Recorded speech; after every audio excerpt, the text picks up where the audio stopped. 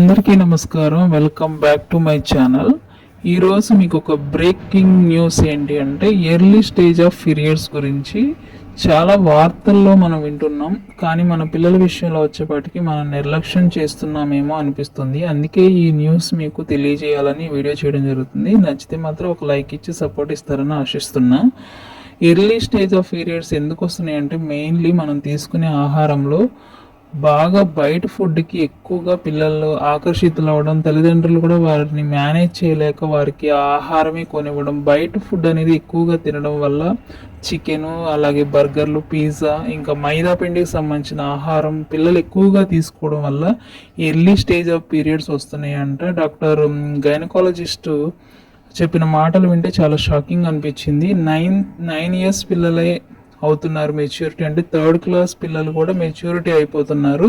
వారు ఎక్కువగా physical exercise లేకపోవడం, బయటకి వెళ్ళి ఆడుకోకపోవడం, ఇమ్యూనిటీ లేకపోవడం, కూర్చున్న చోటే కూర్చుని ట్యాబ్, ఫోన్లు ఎడిట్ అయిపోవడం, ఇటువంటి వాటి వల్లే పిల్లలు ఎక్కువగా ఎర్లీ స్టేజ్ ఆఫ్ పీరియడ్స్కి అవుతున్నారంట. కాబట్టి మన పిల్లల్ని మనం కాపాడుకోవాలంటే వారిని జాగ్రత్తలు పాటించి మంచి ఆహారం పెట్టడం ఉత్తమమైన మార్గం.